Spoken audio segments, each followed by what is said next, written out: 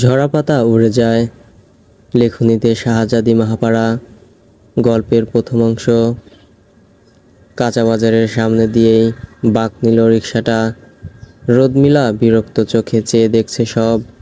মাছের বাজারের সামনে থেকে যাওয়ার সময় তীব্র বিশ্রী গন্ধ নাক মুখ আঁচল দিয়ে ঢাকলো, যেন তার নারীভূমি সব উল্টে আসতে চাইছে।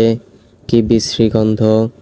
পাশে বসা লোকটার গা থেকেও গামের গন্ধ ভেসে আসছে বাতাসের সাথে।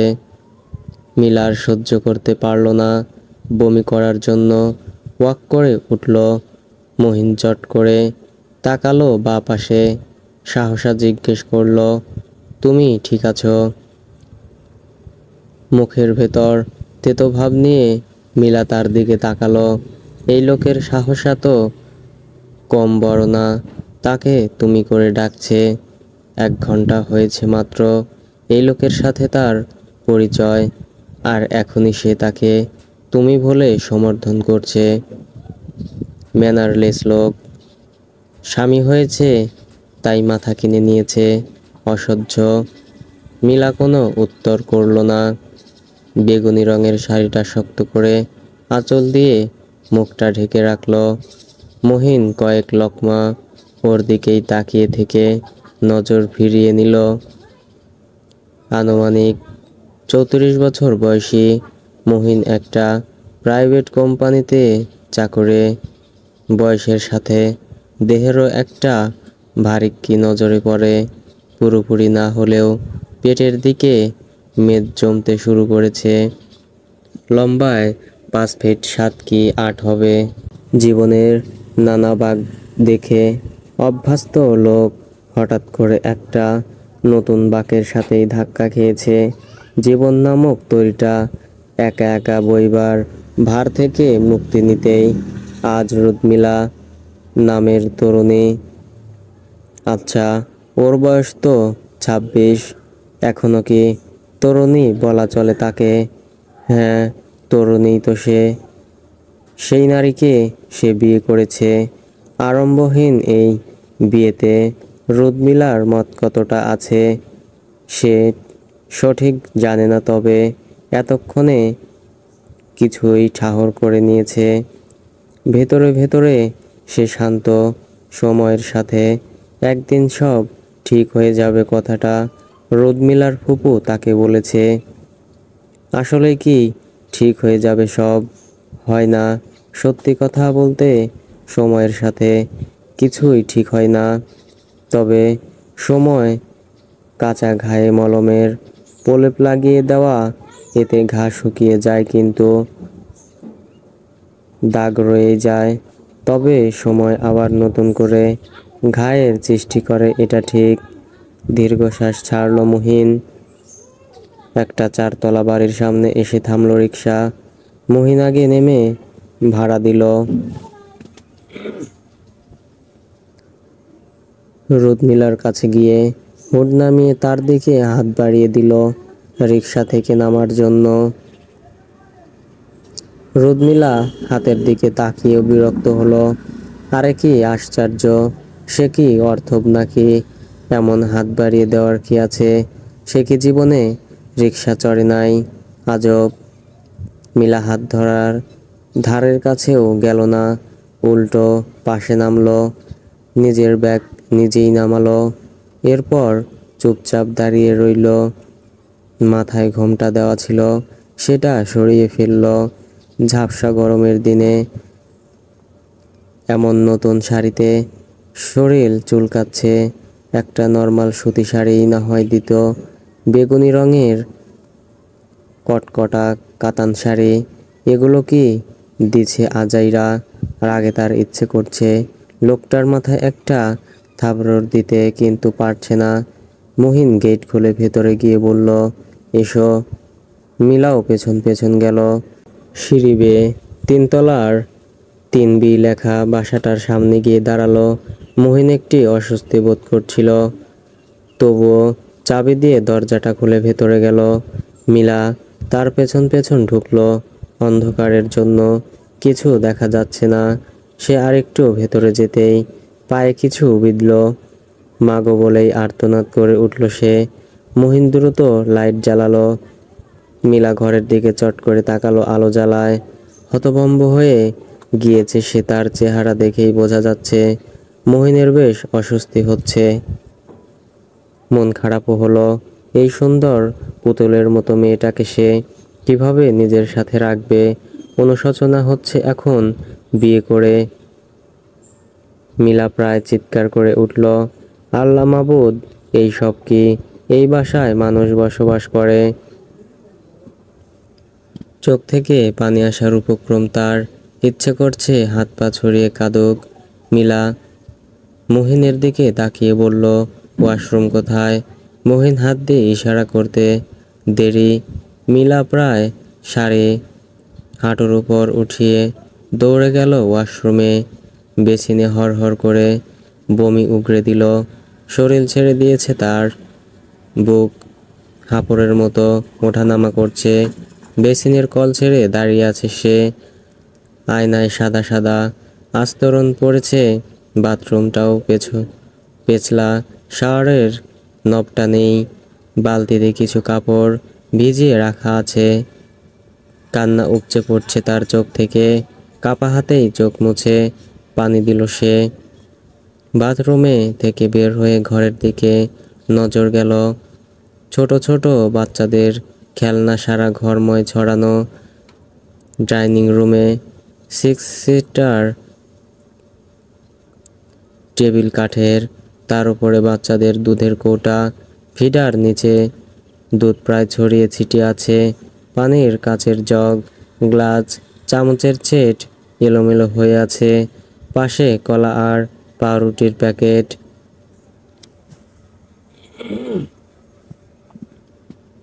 সামনে একটা বেডরুম আর এই ড্রয়িং রুম কাম বেডরুমের বাসা। ড্রয়িং রুমের সাথে লাগোয়া বারান্দা, তা থেকে রাস্তাটা দেখা যায়। রুদমিলা দীর্ঘশ্বাস ছাড়ল। সামনে এগোতেই মহিনকে দেখল। খেলনাগুলো একটা একটা করে সেন্টার টেবিলের উপর উঠাচ্ছে। নীলাকে দেখে জিজ্ঞেস করলো, তুমি ঠিক আছো তো মিলা? আপনি আমাকে আপনি বলে ডাকুন। এটা একটা ভদ্রতা, পরিচিত কাউকে সম্বোধন করায়। মহিনের মনে হলো তার থেকে বয়সে 7-8 বছরের ছোট মেয়েটা তার গালে কষে একটা চর বসিয়ে। আচ্ছা, নিজের স্ত্রীকে কেউ আপনি বলে ডাকে? কি কুক্ষণে এমন অভদ্র মেয়েকে বিয়ের জন্য সে রাজি হয়েছিল কে জানে। রাগে চোয়াল শক্ত হয়ে গেল। দুঃখিত, আর ভুল হবে না মিসেস রুদমিলা আজহার। মিলা বিরক্তিতে ভ্রু কুঁচকাল। মহিন ফ্রিজ থেকে ঠান্ডা এক বোতল পানি বের করে তার গ্লাসে ঢেলে মিলার হাতে দিল। পানি দেখেই যেন তেষ্টা আরও ঝেঁকে বসেছে। ঢকঢক করে গ্লাসের পানি গিলল সে। উফ, বুক পেট ঠান্ডা হয়েছে এতক্ষণে। মিলা বলল, আমি কোন ঘরে থাকবো? হাত দিয়ে ইশারায় রুমের দিকে দেখালো মহিন। মিলা ফের বলল, এই বাসায় তো একটা বেডরুম, আপনি কোথায় থাকবেন? হতবুদ্ধি হয়ে গেল মহিন। আরে কি আশ্চর্য, স্বামী স্ত্রী যে এক রুমে থাকে এই মহিলা জানে না। একে এখন মেরে বলতে বাচ্ছে তার। 26-এর বুড়ি, অথচ কথার ঢং শোনো। হাসি পেল মহিনের। এবার আর সে হাসি চাপল না। হেসেই বলল, স্বামী স্ত্রী এক রুমে, এক বিছানায় পাশাপাশি শয়, এক প্লেটে খাবার খায়, এক গ্লাসে পানি খায়, এক বাথরুম ইউজ করে, তাও এক টাওয়াল ইউজ করে, এমনকি এক কাঁথা কম্বলের নিচে ঘুমায়। মিলার মুখটা একদম দেখার মতো হলো, মনে হচ্ছিল এক্ষুনি কেঁদে ফেলবে সে। কিছু বলতে যাবে তার আগেই মহিন বাসা থেকে বের হয়ে গেল। মিলা অবাক হয়ে চোখের পানি ছেড়ে দিল। কিছুক্ষণ পরেই আবার বাসায় ঢুকলো। হাতে একটা ছোট্ট বাচ্চা, 1.5 বছর হবে বয়সে। তাই তো মনে হচ্ছে দেখে। মিলা মহিনের হাতে বাচ্চা দেখে এবার হেঁচকি তুলে কাঁদতে লাগলো। ওর কান্না দেখে এবার আর মহিন বিরক্ত হলো না। ওর সত্যিই মিলার জন্য খারাপ লাগছে। পরিস্থিতি তাদের দুজনকে জুড়ে দিয়েছে, নইলে মিলার মতো মেয়ে এমন জায়গায় কখনোই থাকতো না। আর না মহিনের ছেলেটার এত কষ্ট হতো। সবই কপাল। মিলার কান্নার আওয়াজে বাচ্চাটার ঘুম ভেঙে গিয়েছে, সেও কান্না শুরু করেছে। মিলা মাহতাব একসাথে কাঁদছে। মহিন কিংকর্তব্য বিমূঢ় হয়ে দাঁড়িয়ে আছে টিভি ক্যাবিনেটের পাশে। তার কান্নার আগে থামাবে বুঝতে পারছে না। মিলাকে ধমক দিয়ে কান্না থামতে বলার আগেই সে উঠে এসে মাহতাবকে কোলে নিয়ে সোফায় বসে শান্ত করতে লাগলো। এখনো সে হেঁচকি তুলছে। কান্নার দমনকে তার সমস্ত শরীর কেঁপে উঠছে। পিঠের পেছনের ছোপায় হেলান দিতেই পেপু শব্দ করে উঠল একটা খেলনা টিয়া। মিলা টিয়াটি হাতে নিয়ে ছুঁড়ে মারল মহিনের পায়ের কাছে। কিছু বলল না সে। অপর পাশের সোফায় বসে একটু পর পর নিজের মাথার চুল নিজেই টানতে লাগলো। সন্ধ্যা হয়ে এসেছে। মাহতাব বেঘরে ঘুমাচ্ছে সোফার উপর। কিছুক্ষণ আগেই সুজি খাইয়েছে মিলা, যারা সারা বিকাল কান্না করে করে এখন মাথা চোখ বুক সব ব্যথা করেছে। বিকেলে মাহতাবের কান্না থামার পরই মুহিন বাসা থেকে বের হয়েছে। যাওয়ার আগে একটু বাইরে যাচ্ছি বলেই দরজা লাগিয়ে চলে যায়। মিলার মা বাবার কথা খুব মনে পড়ছে। এরকম একটা অসুস্থ পরিবেশে তাকে প্রায় জোর করেই পাঠিয়ে দেওয়া হয়েছে বলে মনে হচ্ছে তার। বারবার কান্না ডুকরে উঠছে বুকের ভেতর। কিন্তু আসলেই কি তাকে জোর করে পাঠানো হয়েছে? ব্যাপারটা ঠিক তা না। সে এক বুক অভিমান আর আত্মসম্মানবোধ থেকেই এখানে পরে পরে পচে বা শরীরে জং ধরে যাচ্ছে। এই সব কথা শোনার চেয়ে এইখানে বিয়ে বসাটা তার কাছে বেশ সহজ মনে হয়েছিল তখন। কিন্তু এখন অস্থির লাগছে। কি করে সব সামলাবে? নিজের ভেতর ভয় আর চাপা উত্তেজনা কাজ করছে। মিলা মাহতাবকে কোলে নিয়েই আশেপাশে দেখতে লাগলো। এই বাসায় যে মহিলা মানুষ দূরে থাক, বুয়াও আসে না, তা বুঝতে বাকি নেই তার। পুরো বাসার কোনায় কোনায় চোল মাকড়সার বাসা। এত ছোট বাচ্চা নিয়ে এই লোক এমন নোংরার মধ্যে থাকে কি করে সম্ভব? আচ্ছা, এই লোক যে বেতন পায়, একটা বুয়া তো রাখতে পারে।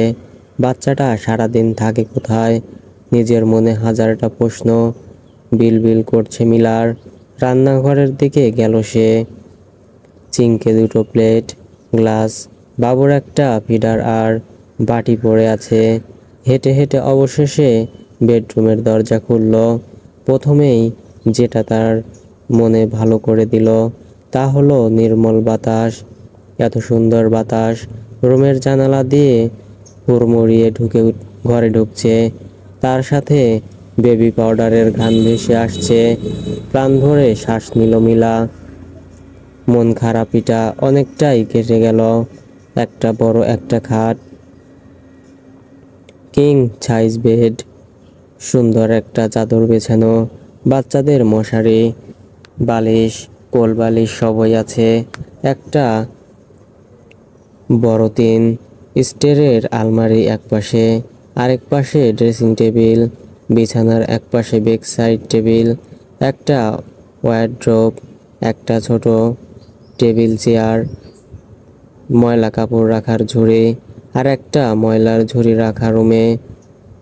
এই হলো বাসার হাল হকিকত। মিলা মাহতাবের দিকে তাকালো। প্রথমে সে ভেবেছিল মাহতাবের বয়স 1.5 বছর, তবে এখন বুঝতে পারছে তার বয়স 1 বছরের বেশি না। এই ছোট্ট বাচ্চাটাকে একা পালা সত্যিই মুশকিল।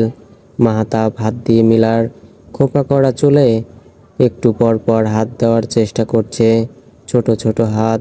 মিলা হাতটা সামনে এনে চোখ রাঙিয়ে তাকালো। কি কপাল, নিজের বাচ্চা পালার বয়সে আরেকজনের বাচ্চা পালতে হচ্ছে। নিজেকে ন্যানি ছাড়া আর কিচ্ছু মনে হলো না তার। হ্যাঁ, ন্যানি তো। আর আমেরিকান ভাষায় বেবি সিটার বলে।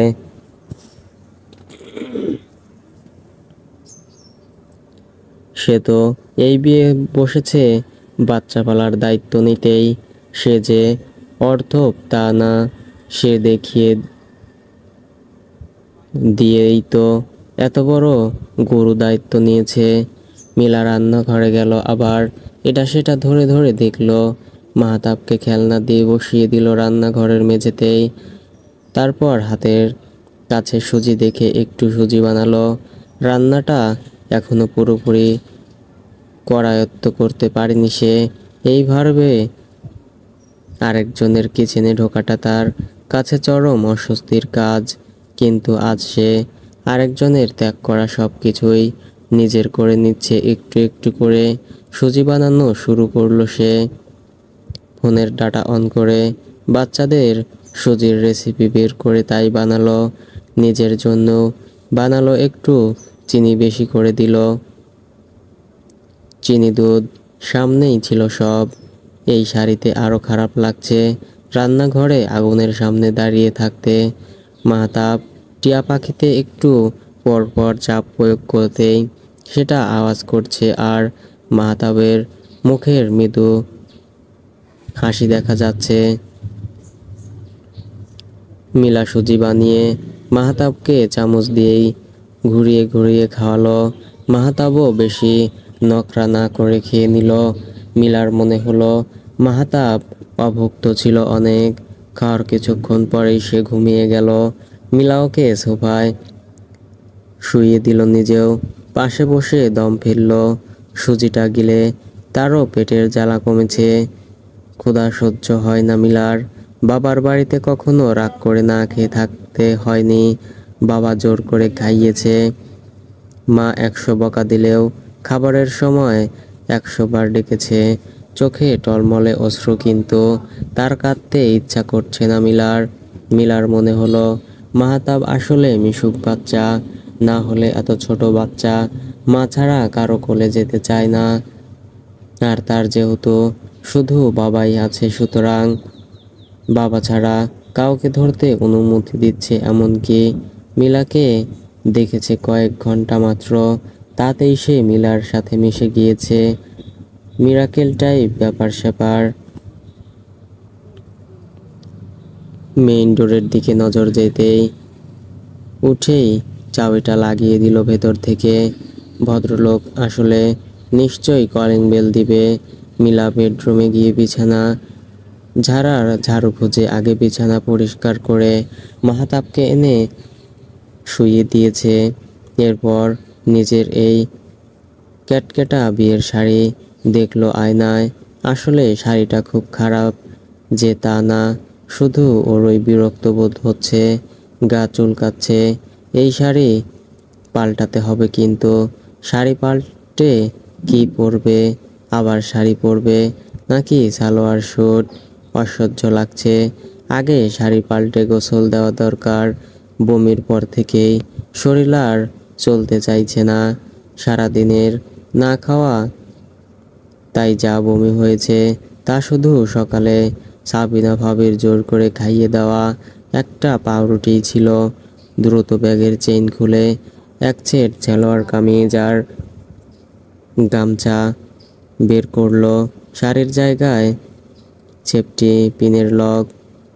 মনে হচ্ছে সেফটি পিন দিয়েই তাকে শাড়ির সাথে আটকে ফেলা হয়েছে। এই সেফটি পিন খুলতেই খানিকটা সময় নিল। শাড়ি খুলে পেটিকোট আর ব্লাউজ পরেই হাতে কাপড় নিয়ে পিছলা বাথরুমের সামনে গেল সে। হঠাৎ মনে পড়ল শাওয়ারের নব নেই, বালতিতে ময়লা কাপড় ভেজানো। গোসল করবে কি দিয়ে?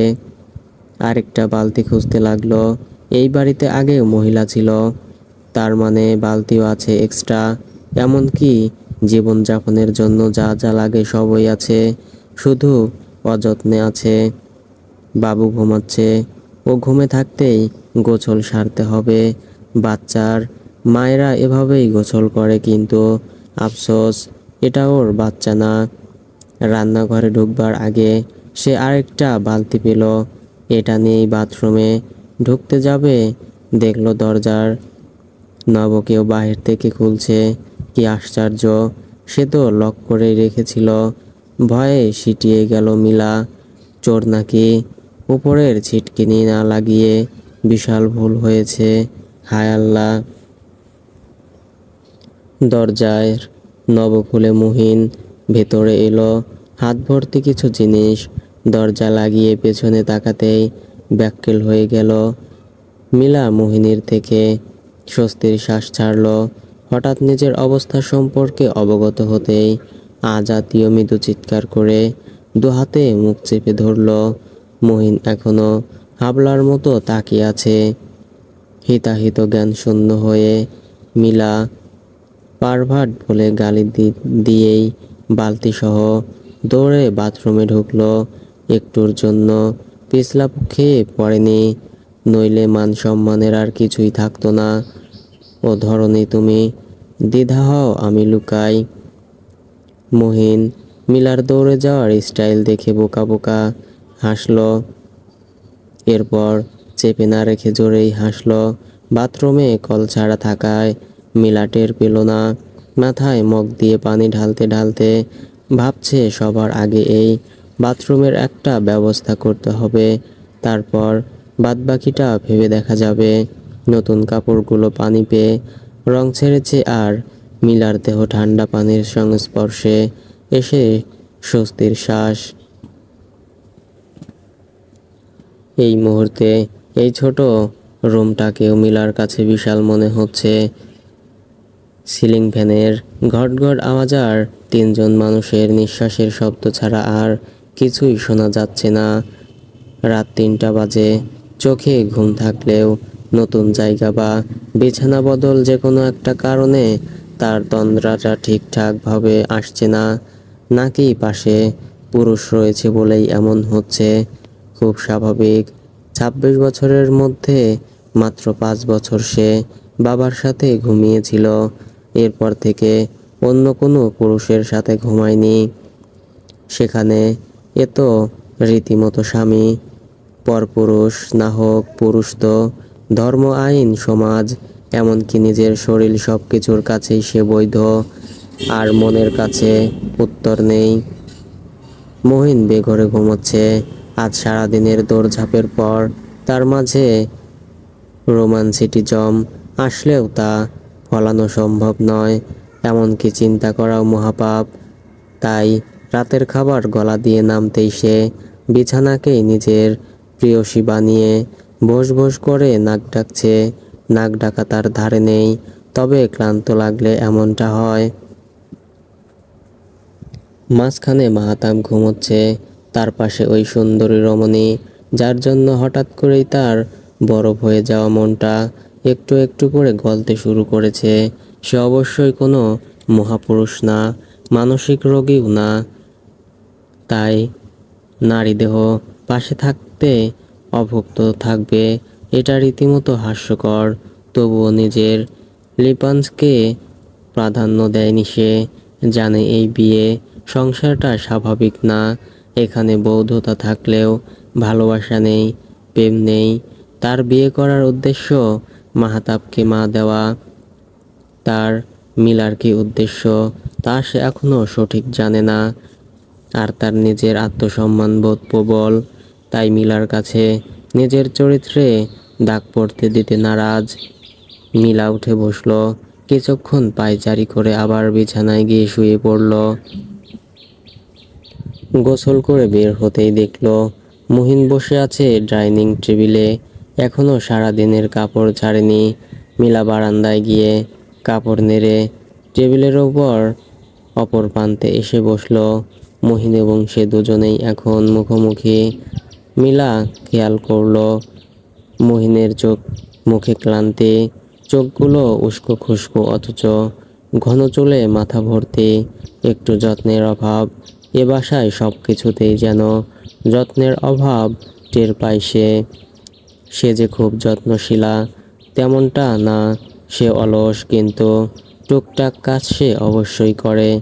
তবে আজ মনে হচ্ছে কাজের মাত্রা বেশি হয়ে গিয়েছে। পুরো ঘরে একবার চোখ বুলিয়ে নিল সে। মাইক্রোওয়েভ ওভেনের সিগন্যালটা তখনই বিপ বিপ করে আওয়াজ করলো। ঘাবড়ে গেল মিলা, দ্রুত বেডরুমের দিকে তাকালো। আওয়াজে মাথাপ উঠে না যায়। ওর দৃষ্টি লক্ষ্য করে মহিনও তাকালো। স্মিত হেসে বলল, দুঃখিত। মিলা ফের মহিনের দিকে তাকালো। ওভেনে খাবার গরম দিয়েছিলাম, আপনার ক্ষুধা লেগেছে নিশ্চয়ই। জি। মিলার মুখটা শুকিয়ে গিয়েছে ক্ষুধায়। ক্ষুধা পেটে তার ঘুমও আসে না। মহিন একে একে প্লেটে খাবার সাজিয়ে মিলার সামনে রাখলো। আসলে আজ রান্না হয়নি, আর আমার রান্না হয়তো আপনি খেতে পারবেন না। আমি বাসায় খাই না, বাইরে রাতের খাবার সেরে ফেলি। সামনে একটা হোটেল দেখছেন না, সেখানেই। আর সকালের নাস্তা আর লাঞ্চ অফিসেই করি। Add expected. মিলার মনে হলো সব কিছু স্বাভাবিক করতে বেশ সময় লাগবে। বিয়েটা হুট করে হওয়ায় সে মুহিন সম্পর্কে কিছুই জানে না। আজকালকার যুগে এমন পাত্রী দেখতে এসে বউ নিয়ে বাড়ি ফেরা বিষয়টা তার কাছে অদ্ভুত আর হাস্যকর মনে হতো। অথচ কি কপাল তার, তার ক্ষেত্রেই এমনটা হয়েছে। বাংলার একটা প্রবাদ আছে, যে যারে নিন্দে সে তারে পিন্দে। অর্থাৎ যাকে বা যে জিনিসকে অপছন্দ করবা বেশি, ওটাই তোমার সাথে ঘটবে। প্রবাদটা যেন সশব্দে তার গালে চড় বসিয়েছে, অথচ সে চড়ের শব্দ তার কর্ণকুহর ছাড়া আর কোথাও প্রতিধ্বনিত হয়নি। মিলা ফোঁস করে শ্বাস ছাড়ল। গরম ধোয়া ওঠা ভাত, ডিম মুরগির তরকারি, লেবু শসা, এক গ্লাস পানি সবই সামনে আছে। মিলা মুহিনকে ভদ্রতা থেকেই জিজ্ঞেস করলো, আপনি খাবেন না? খাবো, আপনি খেয়ে নিন। আমি ফ্রেশ হয়ে খাবো। বাথরুমে বাবুর কাপড় ভেজানো, ধুয়ে দিতে হবে। মিলা চুপ করে রইল। মুহিন মাথা নিচু করে বসে আছে। আপনি ফ্রেশ হয়ে আসুন, আমি বসছি। কথাটা মিলা বলতেই পারত, কিন্তু তার ধারের কাছে গিয়েও গেল না। ক্ষুধার্ত মিলার মাথা ধরার বাতিক রয়েছে। সে দ্রুত প্লেটে খাবার বেড়ে নিয়ে মুখে তুলে চিবানো শুরু করলো। মহিন বোকার মতো চেয়ে রইল। এই মেয়ের মধ্যে সামান্য সহমর্মিতা, সৌজন্যতাবোধ নেই। সেও যে সারাদিনের না খাওয়া, এইটুকু এই মেয়ে জানার চেষ্টাও করলো না। মহিন এক গ্লাস পানি গিলে চেয়ার ছেড়ে উঠে বসলো। আরাম করে খান। মিলা ওর কথা শুনলো কিনা বোধগম্য হলো না। সে কচকচ করে শসা গুলোতে কামড় বসাতে ব্যস্ত। মহিন রুমে গিয়ে দেখলো মিলার বিয়ের শাড়িটা অবহেলায় মেঝেতে পড়ে আছে। চুড়িগুলো ড্রেসিং টেবিলের ওপর, যেন কেউ ছুঁড়ে ফেলেছে। সব কিছুই কেমন এলোমেলো। মহিন শাড়িটা মেঝে থেকে তুলে ভাঁজ করে রাখলো। এটা আগামীকাল লন্ড্রিতে দিতে হবে। মিলা বমি করেছে এই শাড়ি পরা অবস্থায়, যদিও বমি কাপড়ে লাগেনি, তবুও। মহিন টাওয়াল নিয়ে বাথরুমে গেল ফ্রেশ হতে। ঢুকতেই ধাক্কা খেলো। বালতিতে কাপড় নেই। ভেজানো কাপড়গুলোতে এখানেই ছিল। দৌড়ে বারান্দায় গেল। মিলা খাবার খেতে থেকেই মহিনকে দেখছিল। মহিন বারান্দা থেকে এসে আবার বাথরুমে ঢুকলো। কৃতজ্ঞতা বোধ করলো। যতটা ভেবেছিল ততটা খারাপ না মেয়েটা।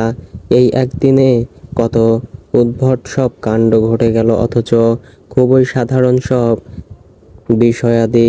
গোসল করে বের হয়ে দেখলো খাবার টেবিলে সব ঢাকা, মিলা নেই। সে বারান্দায় গিয়ে নিজের কাপড় নেড়ে খাবার খেয়ে ঘরে এসে দেখলো মিলা বসে আছে। আপনার ফেসবুক আইডি নেই?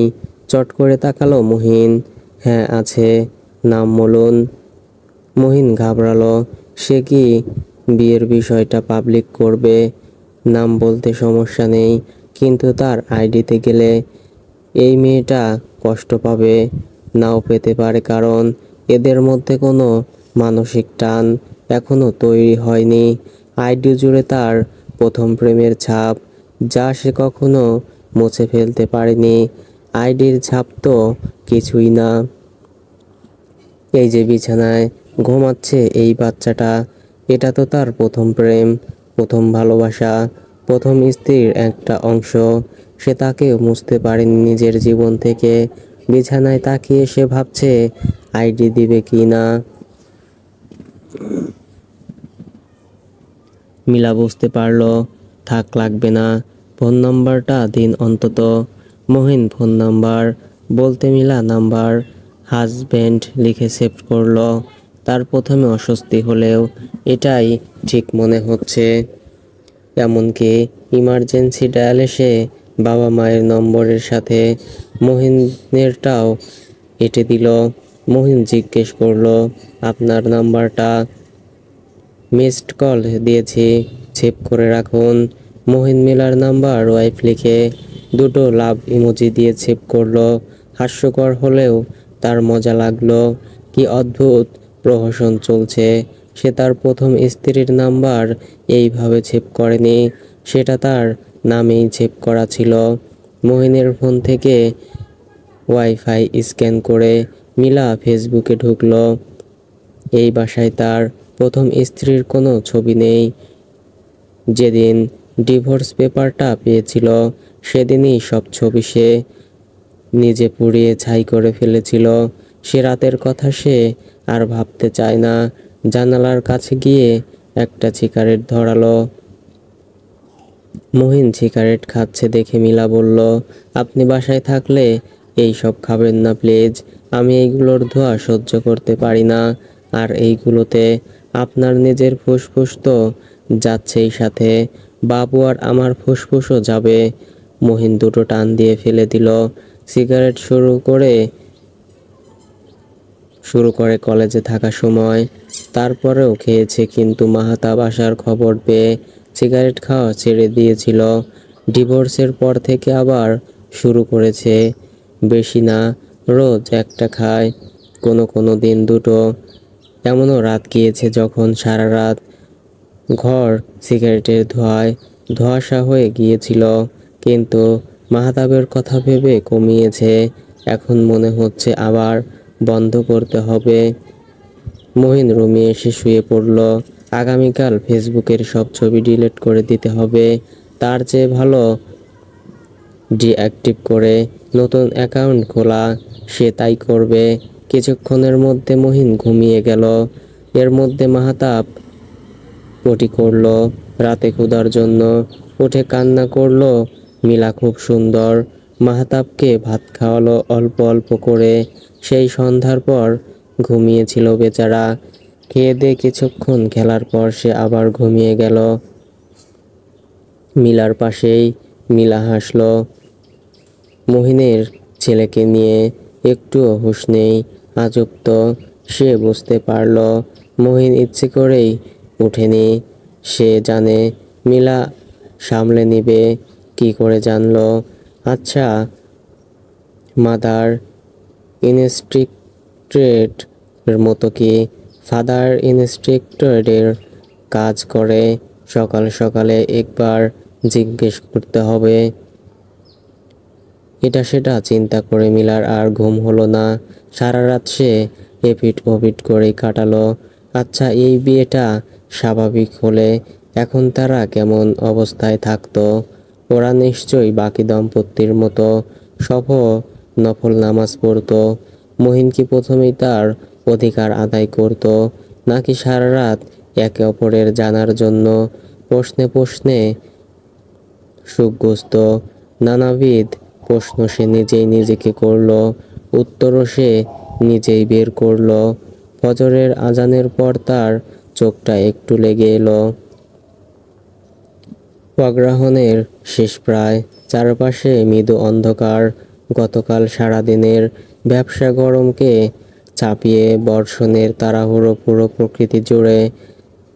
মেঘেরা নিজেদের মাঝেই একটু পর পর গরম গরম করে কথা বলে উঠছে। মহিনের শীত শীত অনুভব হচ্ছে। কটা বাজে? ঘড়ির দিকে তাকাতেই দেখলো 5টা। রাতে তার ঘুমটা ঠিক হলেও হয়নি।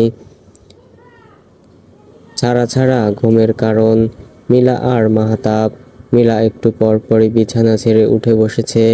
মাহতাবকে দেখেছে, অথচ এই নারীর সাথে মাহতাবের সৎ নামক সম্পর্ক। মাহতাব ঘুমানোর পরই হয়তো সেও ঘুমিয়েছে। মহিন উঠেনি ইচ্ছে করেই, আর তার শরীরটাও সায় দিচ্ছিল না। হয়তো রোজ রাতে সে মাহতাবের জন্য জেগে থাকে, ভোরে ঘুমায়, 9টায় অফিসে যায়, বাসায় আসে রাতের 8টায়। ততক্ষণ মাহতাব থাকে পাশের ফ্ল্যাটে। মহিন আলমারি থেকে দুটো কাঁথা হাতে নিয়ে বিছানার সামনে দাঁড়ালো। একটা ফিসলে হাসি দিয়ে ফের একটা কাঁথা আলমারিতে রেখে বিছানায় উঠে বসলো। মিলা শীতে কাচুমাচু হয়ে ওড়না জড়িয়ে ঘুমাচ্ছে। এক হাত মাহতাবের উপর। মহিন ফ্যান কমিয়ে জানালা লাগিয়ে কাঁথা ওদের গায়ে দিতেই মিলা লুফে নিল। মহিন মাহতাবকে ঢেকে কিছু অংশ নিজে নিয়ে বিছানায় শুতেই খেয়াল করলো মিলা মাহতাবকে নিয়েই তার দিকে চেপে আসছে।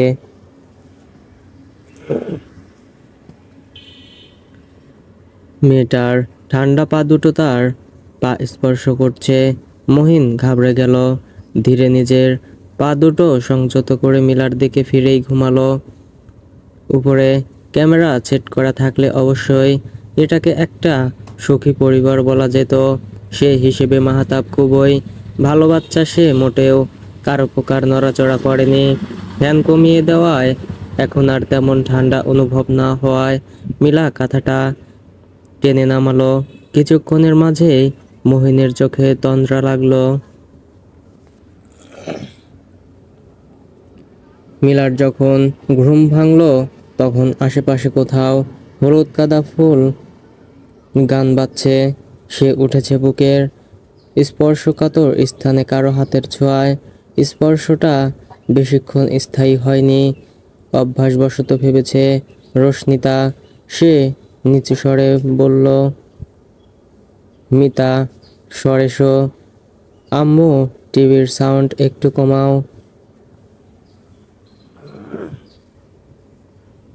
কিন্তু সাউন্ড কমলো না। বিরক্তি নিয়ে মিলা আর দিনগুলোর মতোই ঘড়ির দিকে তাকালো। আরে ঘড়ি নেই। ঘড়ি কই? লাফ দিয়ে উঠে বসে চোখ ডলল। এটা কই? তার মানে হ্যাং হয়ে আছে।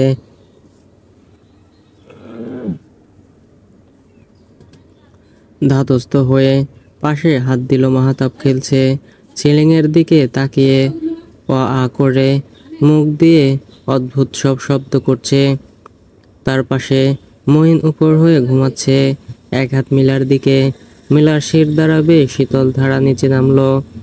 এটা মহিনের হাত ছিল। ভয় পেলেও বুঝলো ঘুমের মাঝে হয়েছে কাজটা। মহিন তখনও মৃদু ডাক ডাকছে। সে বিছানা ছাড়ল, শরীরে ওড়না ঠিক করে মহিনের দিকে তাকালো। একটা কথায় শুয়েছিল। ব্যাপারটা অস্বস্তি লাগলো মিলার। বেশ খানিকক্ষণ ধরে কলিং বেল বাজছে। মিলা বিরক্ত হলো। বাথরুম থেকে বের হয়ে লুকিং গ্লাসে নজর দিল। কয়েকজন মহিলা দাঁড়ানো। আজ ছুটির দিন হওয়ায় অফিসে যায়নি। তবে মিলা তাকে কিছু বিশেষ কাজ দিয়েছেন।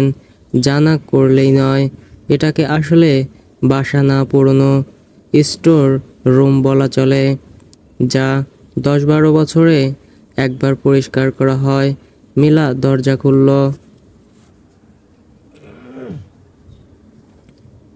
আসসালামু আলাইকুম। ওয়ালাইকুম আসসালাম। তুমি মহিন সাহেবের বউ? জি। উনি তো বাসায় নেই, কিছুক্ষণ আগেই বের হয়েছেন। কিছু বলবেন? মহিলাগুলো মিলার কথার গুরুত্বই দিল না। ধাক্কা দিয়ে দরজা খুলে ঘরে ঢুকলো। মিলা টাল সামলাতে না পেরে দেয়ালে বাড়ি খেল। হুড়মুড়িয়ে 6-7 জন মধ্যবয়সী নারী ঘরের দিকে ঢুকলো। সোফার ওপর ঝাড়ু দেখে একজন বলল, যাক, এবারেই ভূতের বাড়িটা মানুষের বসবাসের যোগ্য হবে।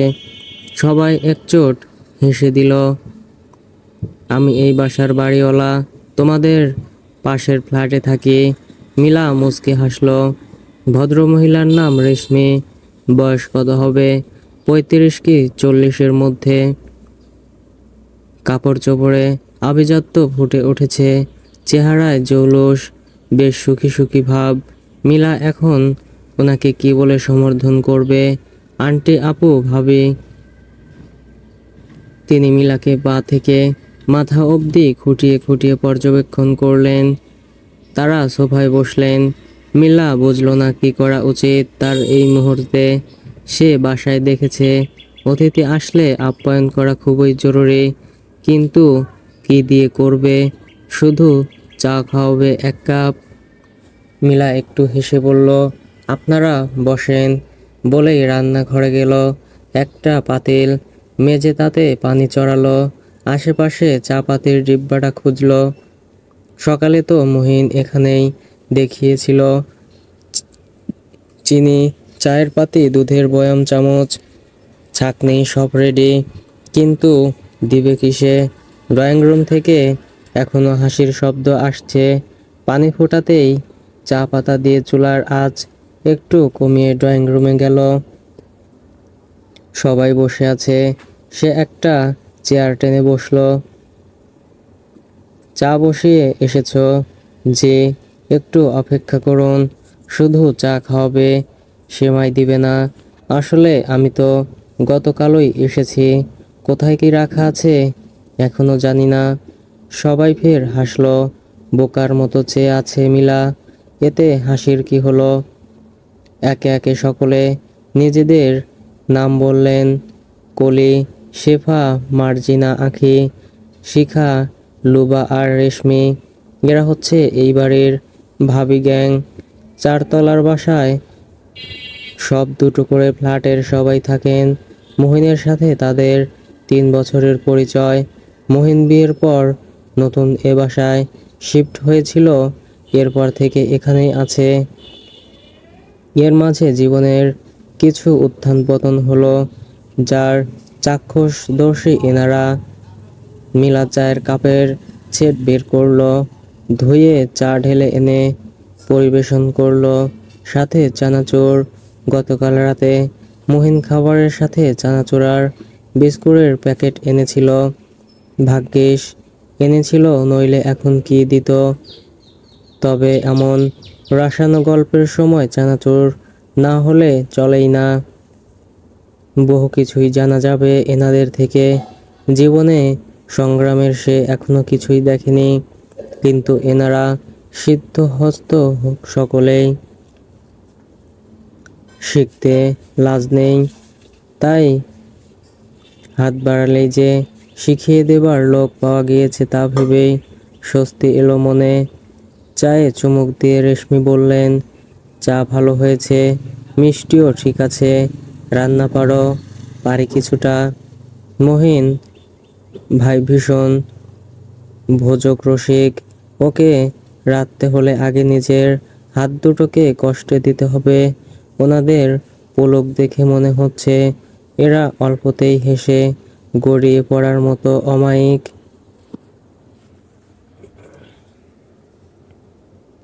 কিন্তু কূটনীতি সব জায়গাতেই রয়েছে, এখানেও আছে। মহিন ভাইকে আভা যাওয়ার পর কত বিয়ে দিতে চাইলাম, তিনি তো বিয়ে করতেই রাজি ছিলেন না, অথচ দেখো সেই বিয়ে ঠিকই করলেন। শিখা বললেন। অমনি রেশমি গলা খাকারি দিলেন, আভা, এটাই হবে মাহাতাবের মায়ের নাম। কি আশ্চর্য! মিলা কিছুই জানে না, নিজেকে দুনিয়ার সবচেয়ে নির্বোধ প্রাণী মনে হচ্ছে। রেশমি বললেন, মহিনকে তো আমরা আমার ছোট বোনের সাথে কতবার বিয়ে দিতে চাইলাম, কিন্তু রাজি হলো না। সে নাকি আর বিয়েই করবে না, আর যদি করেও তাহলে নাকি দেখতে ভালো না, অল্প শিক্ষিত আর বাচ্চা নিবে না, আর এমন মেয়ে বিয়ে করবে। আঁখি রেশমির সাথে তাল দিয়ে বলল, কই, এখন দেখছেন ঠিকই সুন্দরী বউ আরেকটা বিয়া করেছে। এইটা তো আগেরটার থেকেও সুন্দর। কি সুন্দর ভাষা ভাষা চোখ। নীলা বুঝতে পারছে না সে হাসবে নাকি রাগ করবে। তারা কি দারুণভাবে মুহিনের ভালো চায় বলে ক্রিটিসিজম করে ফেললেন। একেই বলে মুখে মধু চালে কদু। মিলাকে রেশমি এতক্ষণ পর মনে পড়ার ভান করে জিজ্ঞেস করলেন, আরে তোমার নামই তো জানা হলো না। মুহিন তো ফট করে বিয়ে কইরা আনছে, কিছুই তো জানাই নাই। মিলা হেসে বলল, আমি রুদমিলা, উডেন মহিলা কলেজ থেকে রাষ্ট্রবিজ্ঞানে মাস্টার্স করেছি। আরে তুমি তো অনেক শিক্ষিত। দেখছেন ভাবি কত বড় সুপারস্তম। দেখলাম, অথচ আমার বোনটা রাজশাহী বিশ্ববিদ্যালয়ের ছাত্রী, অ্যাকাউন্টিংয়ে বিবিএ ফাইনাল ইয়ারে। মিলা বুঝতে পারল রেশমির আক্ষেপ। তার সুন্দরী শিক্ষিকা বোনকে অজুহাত দেখিয়ে মুহিন নাচক করে ঠিকই সুন্দরী শিক্ষিত বিয়ে করেছে, অথচ তার বোন মিলার থেকেও যোগ্য। মিলা ঘড়ি দেখল 12:30 বাজে। আজ আর কাজ সম্ভব না। মাহতাব ঘুমাচ্ছে। এই ছেলেটা এত ঘুম কাতুরে। মুহিনের আসতে আর কত দেরি। তরকারি কিনতে গিয়ে না চাষ করতে বুঝতে পারছে না এদের বিদায় করাও সম্ভব না। সুতরাং এখানেই বসে এগুলো শুনতে হবে। গসিপগুলো শুনতে তার সমস্যা নেই, কিন্তু গসিপের কেন্দ্রবিন্দু সে নিজে, তার স্বামী পাঙ্গনার ছোট্ট মাহতাব। তাই অস্বস্তি হচ্ছে। মিলা সেই কখন থেকে সবার কথা শুনছে। মুহিনের অপেক্ষায় অপেক্ষায় বিরক্ত হচ্ছে। এখনো আসছে না কেন? এই বাড়ির জঞ্জাল পরিষ্কার করতে অনেক সময় লেগে যাবে। 2-3 দিন তো লাগবেই। একদিনে অসম্ভব। লুবা জিজ্ঞেস করলো, বারবার ঘড়ি দেখো কেন নতুন বউ? বরের অপেক্ষা আর সয় না তাই না? হয় হয়, অমন নতুন নতুন সবার হয়। মর্জিনার কথা শুনে সবাই নিচু স্বরে হাসল। শিফা বলল, এত কথা হলো, কিন্তু আসল কথাটাই তো হলো না রেশমি আপা। ওদের বিয়েটার নোটিশ ছাড়াই কিভাবে হলো? হ্যাঁ তাই তো, কলি বলল। মিলা বুঝতে পারল আজ সব গর্ত খোঁড়া হবে, রেহাই নেই। এরা এত কথা বলে কেন? কলিং বেলের আওয়াজে মিটিং পণ্ড হলো। মিলা যেন এই বেলারই অপেক্ষায় ছিল। উড়ে গিয়ে দরজা খুলে এত মিষ্টি করে হাসলো যে মুহিন ভ্যাবাচ্যাকা খেয়ে গেল। হাতের থেকে বাজারের ব্যাগ নিয়ে সে বলল, আপনি চলে এসেছেন, এত দেরি হলো যে? ভেতরে গিয়ে সে সোজা রান্নাঘরে গেল। ব্যাগে লেবু দেখে লেবুর শরবত বানিয়ে এনে মহিনের মুখের কাছে গ্লাসটা ধরল। মহিন দরজার দিয়ে ভেতরে ঢুকেই প্রথমে ঘাবড়ে গিয়েছিল, কিন্তু তার স্বভাবসুলভ হাসি দিয়ে মুহূর্তেই পরিস্থিতি সামাল দিল। সালাম দিয়ে কুশলাদি জিজ্ঞেস করলো। মিলার বসা চেয়ারে গিয়ে সেও বসলো। ভাবিরা টিটকিরি করেই বললাও, কি বউ আনছো মহিন? প্রথম দিনেই তোমার দৌড়ানি দেখাইছে বাজারে। টিপ্পনি কাটা যেন আনন্দের। হেসে হেসে তারা বলেও ফেলল, রেশমি ভাবির বোনকে বিয়ে করলে না তুমি? ম্যাজিস্ট্রেটের দেখে দেখাইলাম, বিয়ে করলে না। অথচ একদিনের বিনা নোটিশে বউ গড়ে তুলছ। তুমি তো একটা ঘাঘু। মুহিন বোকা বোকা হাসলো, প্রতি উত্তর করলো না। রেশমির ঋণ অনেক মুহিনের উপর। মুহিন রেশমি বলতে বোঝে আপন বড় বোন। সে রেশমিকে সম্মান করে, শ্রদ্ধা করে। বিপদে রেশমিকেই সবার আগে পাশে পেয়েছে সে। কিন্তু রেশমি যখন নিজের বোনের সাথে তার বিয়ের কথা বলছিল, তখন সে রাজি হয়নি। এর পেছনেও কারণ রয়েছে, যা সে রেশমিকে বলেনি। মহিন হেসে বলল, হুট করে বিয়ে করার জন্য দুঃখিত ভাবি, তবে পরিস্থিতি অমন ছিল যে কাউকে জানাবার সুযোগ হয়নি। ক্ষমা করে দিবেন। আপনারা সবাই আমার বিপদে আপদে পাশে ছিলেন, কিন্তু আমি গতকাল অকৃতজ্ঞের মতো কাজ করেছি। মন গলল সবার। রেশমি বললেন, আরে এটা নিয়ে এত পেরেশান হবার কি আছে? ও কি সারা জীবন মনে থাকবে নাকি? ওর বাচ্চা তো খুব ছোট, বিয়ে না করলেই বরং অস্বাভাবিক হতো বিষয়টা। তোমরা যে কেন ছেলেটার পেছনে লেগেছ? সবাই রেশমিকে খুশি করতেই বলল, ঠিক বলেছেন ভাবি, তবে আমরা মহিনের সাথে মজা করব বলেই বলছিলাম। ভাই মহিন, তোমার প্রতি আমাদের কিন্তু কোনো রাগ নেই, তুমি একদম ঠিক কাজ করেছ। কিন্তু কি এমন হয়েছিল যে এইভাবে হুট করে বিয়ে করলে? পার্সোনাল হলে বলো না। মহিন পাশে দাঁড়ানো মিলার দিকে তাকালো। মহিন জানে এখন কারণটা বললে মিলার অস্বস্তি হবে, তাই সে বলল, আমার অফিসের বসের সম্বন্ধীর মেয়ে মিলা। বসের কথা তো ফেলা যায় না ভাবি, চাকরির ব্যাপার স্যাপার বোঝেনি তো, তাই আর কি। তাছাড়া মিলাও মাহতাবকে পছন্দ করেছে। লুবা বলল, আর তোমাকে করেনি বুঝি? মহিন না চাইতেও লজ্জা পেয়েছে এমন ভাব করে মিলার দিকে তাকালো। কি কি আশ্চর্য! মিলা কি সত্যিই লজ্জা পেয়েছে? অমন মাথা নিচু করে হাসছে ঠিক আছে, কিন্তু ওর ফর্সা গাল সোজা লালাভ হয়ে আছে কেন? সত্যিই কি লজ্জা পেয়েছে, নাকি গরমে এমন হচ্ছে? সবাই চলে যেতেই মিলা ধপ করে সোফায় বসলো। ক্লান্ত লাগছে তার। সবাই বলে গিয়েছে পরে সময় করে এসে মিলার চেহারা দেখার জন্য গিফট দিয়ে যাবে। ওরাও সম্মতি দিয়েছে। মহিন দরজা আটকে এসে সোফায় বসতে বসতে জিজ্ঞেস করলো, ওরা কখন এসেছিল? মিলা বলল, 1 ঘন্টা আগে। আপনি এত দেরি করলেন কেন? আপনার বিয়ের শাড়িটা লন্ড্রিতে দিতে এসেছি, এই জন্যই আরেকটু দেরি হয়ে গেল। মিলা ফের জিজ্ঞেস করলো, আচ্ছা আপনি তাদের সত্যিটা বললেন না কেন? মহিন চোখ সরিয়ে নিল। লেবুর শরবতের জন্য ধন্যবাদ। কথা এড়াচ্ছেন কেন? কথা এড়াচ্ছি না, আমি গিয়েছিলাম আপনার ফুফার বাসায়। স্যার কয়েকদিন যাবৎ অফিসে আসছেন না।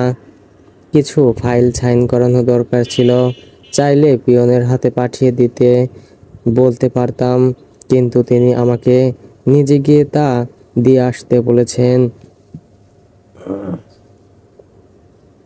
আমিও গিয়েছিলাম সেই উদ্দেশ্য থেকেই, অথচ গিয়ে দেখি আপনি প্রায় কোণে সেজে বসে আছেন। আপনার বিয়ের শাড়িটা কিন্তু আমার কেনা না, আপনার ফুপুই কিনে রেখেছিলেন। মিলা, আমি হয়তো আপনাকে পরিস্থিতিটা ঠিকভাবে বুঝতে পারছি না। মিলা দীর্ঘশ্বাস ছাড়ল। থাক বাদ দিন, আপনি ফ্রেশ হয়ে আসুন, নামাজে যাবেন। আমি রান্না চড়াই।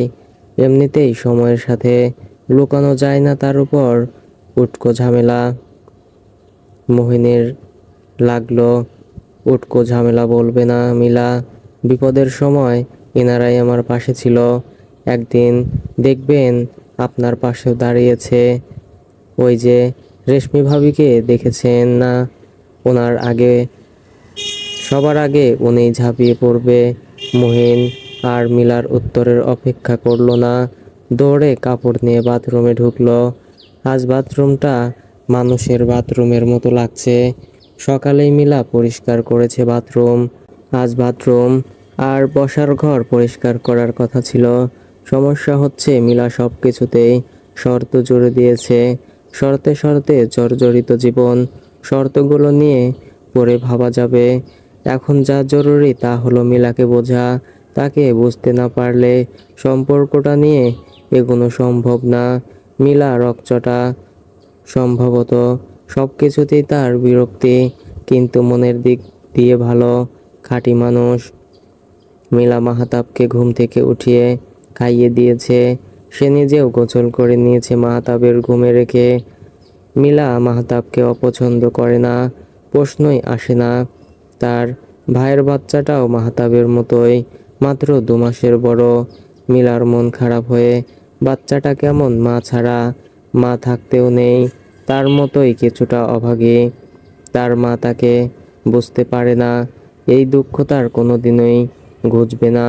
মহিনের অপেক্ষা করছে সে, সবাই নামাজ পড়ে চলে এসেছে, মহিনের দেরি হচ্ছে।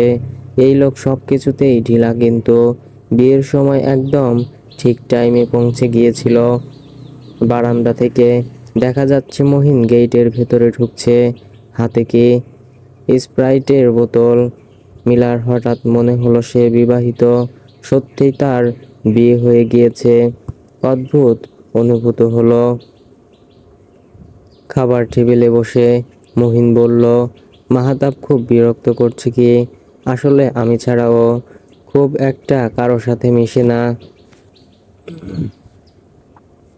বিরক্ত হব বলেই তো এসেছি। মহিন বুঝল না মিলার কথাটা, সে ফের বলল, আসলে মাহাতাব শুধু আমার আর রেশমি ভাবির কাছেই যা থেকেছে, তাছাড়া তেমন কাউকে চেনে না, তাই যদি বিরক্ত করে বেশি, আপনি প্লিজ একটু ধৈর্য নিয়ে হ্যান্ডেল করবেন। আপনাকে মাছের মাথাটা দিব, রুইয়ের মাথা, টমেটো আর নতুন ফুলকপি দিয়ে রেঁধেছি, একটু খেয়ে বলুন তো কেমন লাগে।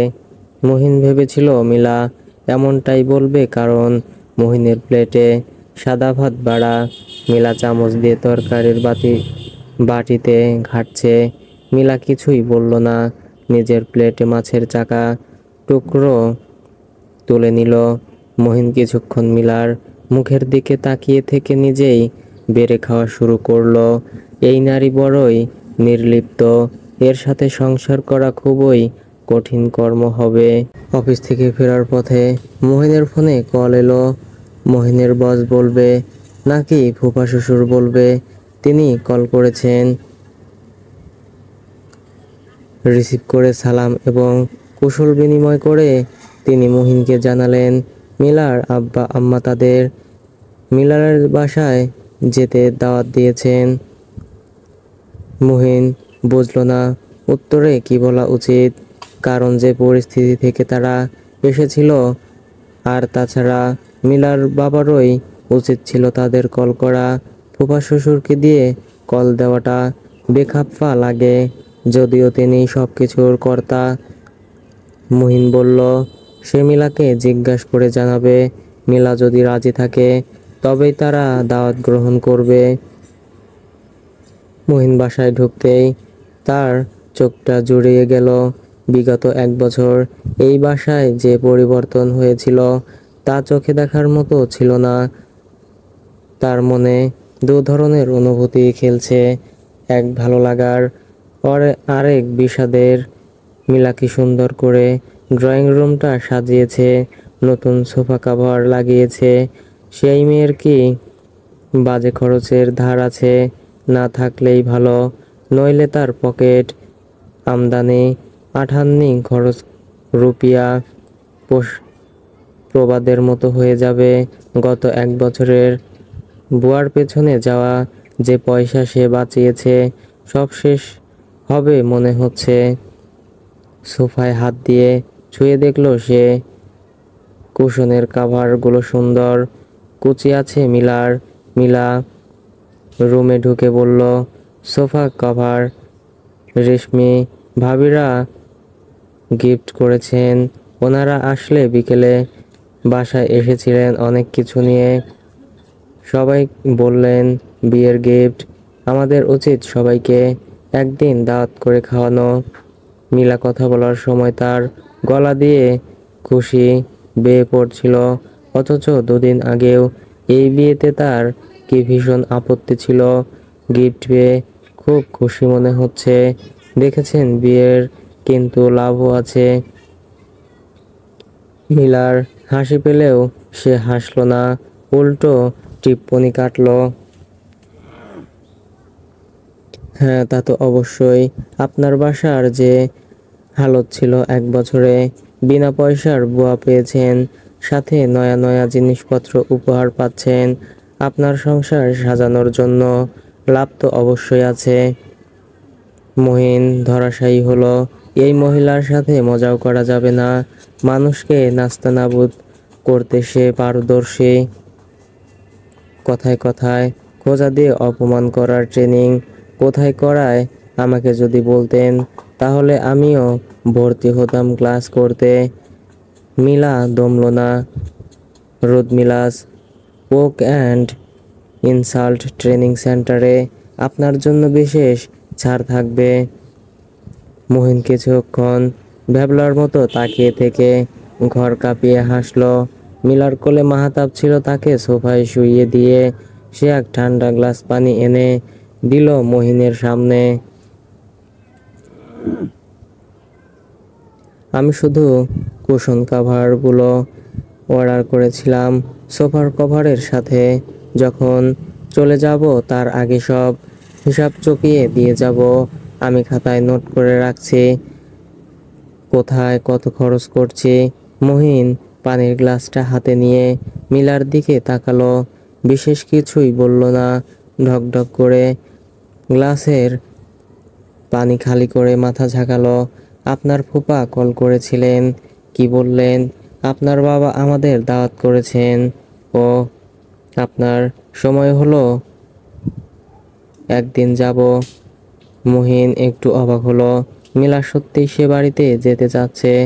যেতে চাইতেই পারে। সারা জীবন কি সব ধরে রেখে বসে থাকা যায়?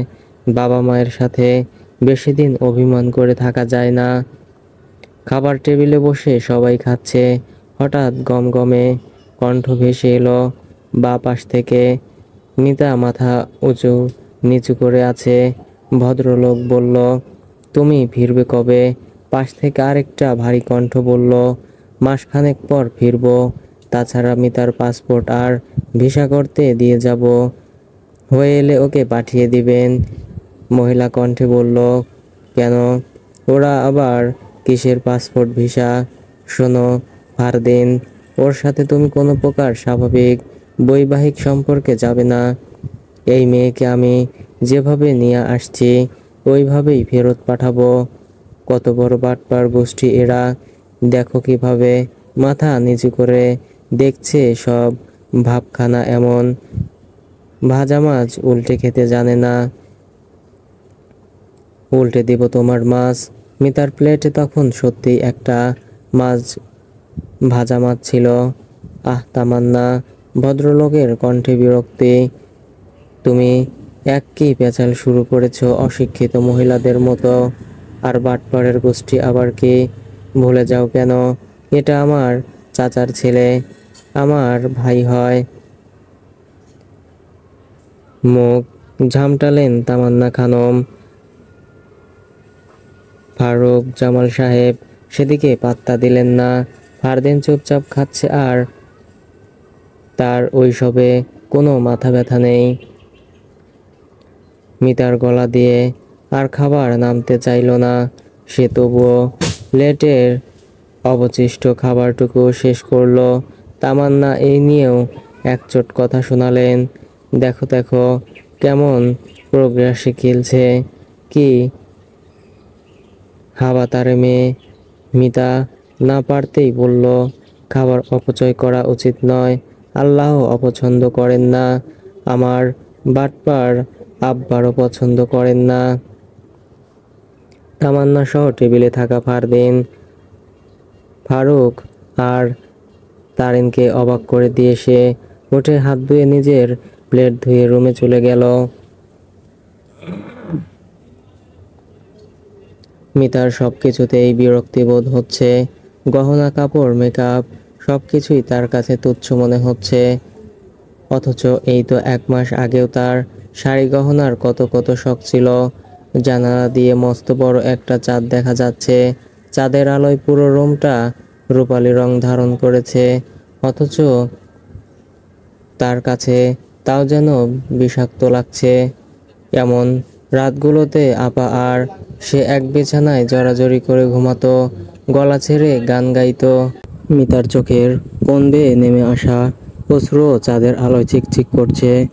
ফারদিন রুমে ঢুকেছে, কখন টের পায়নি সে। পেটে ঠান্ডা হাতের স্পর্শ পেয়ে চমকে উঠল, আবার ভয়ে শরীর কাঁপছে তার। এই যে কিছুক্ষণ আগে এই লোকটার মা তাকে নিষেধ করলো মিতার সাথে কোনো প্রকার শারীরিক মানসিক সম্পর্কে যেতে। কি বিশ্রী ইঙ্গিত দিয়েছেন তিনি! অথচ এই লোকটার আসল চেহারা সে তার মাকে দেখাতে পারেনি। আজ 4 দিন চলছে মিতার বিয়ের। প্রথম রাত থেকে মিতার শরীরের উপর অত্যাচার চালাচ্ছে এই লোক। রাতভর এমন শক্ত পেশির নিচে পিষ্ট হচ্ছে সে, দম বন্ধ হয়ে আসতে চায়, অথচ চিৎকার করতে পারে না। মিতার ফের ভয় হলো, এই লোক তাকে শুধু ভোগবস্তু হিসেবেই দেখে। সদ্য বিষে পা দেওয়া মিতার নরম শরীরের আজ এতটুকু শক্তি নেই। আজ মিতার শাশুড়ি তাকে দিয়ে 4টা বিছানার চাদর ধুইয়েছে। এত ভারী চাদর সে কখনো ধয়নি, এমনকি তাকে কখনো শক্ত কোনো কাজও করতে হয়নি। সে রান্নায় নিপুণা, কিন্তু ভারী কাজ করতে পারে না। এতগুলো চাদর ধুয়ে ছাদে নেড়ে দিয়ে এসে সে একটু শুতে চেয়েছিল। তিনি তার বান্ধবীদের চা নাস্তার দাওয়াত দিয়েছিলেন। মিতাকে পটের বিবি সাজিয়ে তাদের সামনে শোপিস করে বসিয়ে রেখেছিলেন। দুপুরের খিদে আর ঘুমে মিতার ঘাড়ের রগ টনটন করছিল ব্যথায়। বমিও চলে আসছিল এক একজনের বিদেশি পারফিউমের ঘ্রাণে। তার শাশুড়িকে চুপি চুপি সে বলেছিল, অথচ ভদ্র মহিলা বলেছে। এমন মিথ্যা ছুতো দিয়ে সে উঠে গেলে নাকি তার মান ক্ষুণ্ণ হবে। জোর করেই তাকে বসিয়ে রেখেছে। এখন ব্যথায় তার সমস্ত শরীর কাঁপিয়ে জ্বর আসতে চাইছে। ফারদিন মিতাকে ফিরিয়ে তার ঠোঁটের কোণে ঠোঁট নিতেই মিতা আর সহ্য করতে পারল না। সমস্ত শক্তি দিয়ে ফারদিনকে ধাক্কা দিয়ে সরিয়ে দিল, তাতেও শেষ রক্ষা হলো না। ফারদিনের সাদা টি শার্ট মিতার বমিতে মাখামাখি অবস্থা। মিতা মুখ হাত দিয়ে চেপে দৌড় ওয়াশরুমে গেল। রাগে ফারদিনের চোখের শিরাগুলো লাল হয়ে আছে। সে বাথরুমের দরজায় তার বিশাল হাত দিয়ে কয়েকবার ধাবা দিল। মিতা বের হলো না, তার নিজেকে নাড়ানোর শক্তিটুকু নেই। ফারদিন দ্রুত গেঞ্জি খুলে বাথরুমের সামনে ছুঁড়ে ফেলল। নিজের আরেক জোড়া ট্রাউজার গেঞ্জি নিয়ে বাইরের ওয়াশরুমে ঢুকলো। তার ঘৃণা লাগছে। ফারদিনের যাওয়ার আওয়াজ শুনে মিতা বাথরুম থেকে বের হলো। ফারদিনের গেঞ্জি দিয়েই মেজের বমি মুছল, ফের ধুয়ে এনে আরেকটা মোছা দিল। তা সাবান দিয়ে পানিতে ডুবিয়ে রাখলো। কাল বুয়াকে দিয়ে ধোয়াবে, আর নইলে ওটাকে ঘরে পা মোছার কাপড় বানাবে। এ ঘরে শুধু একটা পাপোশ। বাসার কাজের লোকেরাও স্লিপার পরে হাঁটে, শুধু তার পা খালি, তাই ময়লা বাজে বেশি। ভালো হলো একটা পাপোশ পাওয়ার। সে হাত মুখ ধুয়ে এসে কম্ফোর্টার টেনে শুয়ে পড়ল। সকাল সকাল মিতার ঘুম ভাঙল পর্দা ভেদ করে আসা সূর্যের আলোয়। মাথাটা ভার হয়ে আছে।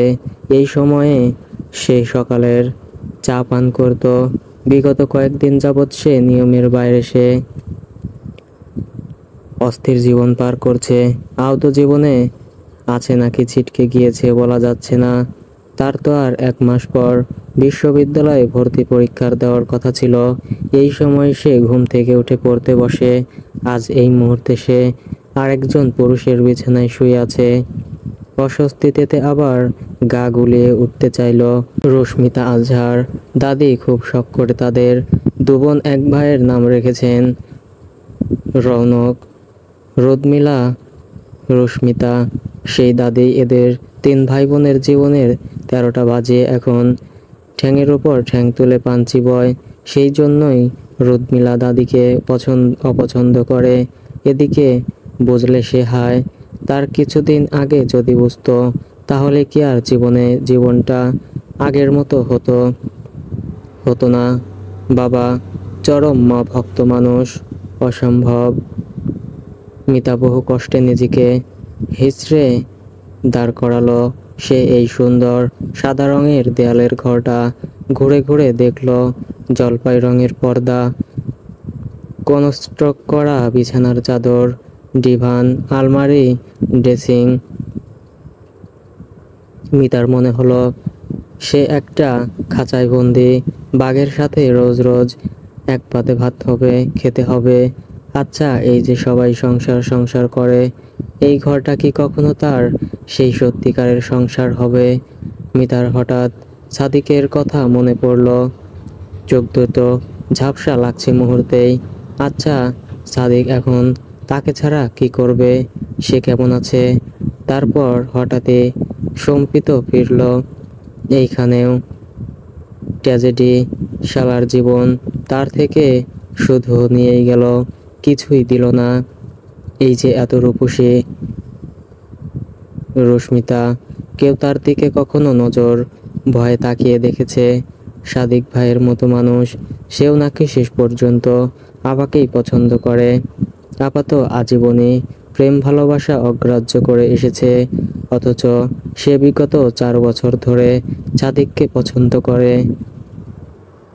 কই, সাদিক তো একবারও তার ইঙ্গিতে সাড়া দেয়নি, অথচ সে ভাবতো সাদিক ভাই তার দিকে তাকিয়ে আছে, তার কথায় হেসে লুটিয়ে পড়ছে, তাকে স্নেহ করছে, ভালোবাসছে। মিতার বুক ফেটে কান্না আসছে। জীবনটা কেমন মুহূর্তেই একটা অদ্ভুত বাঁক নিল। তার দম বন্ধ হয়ে আসছে।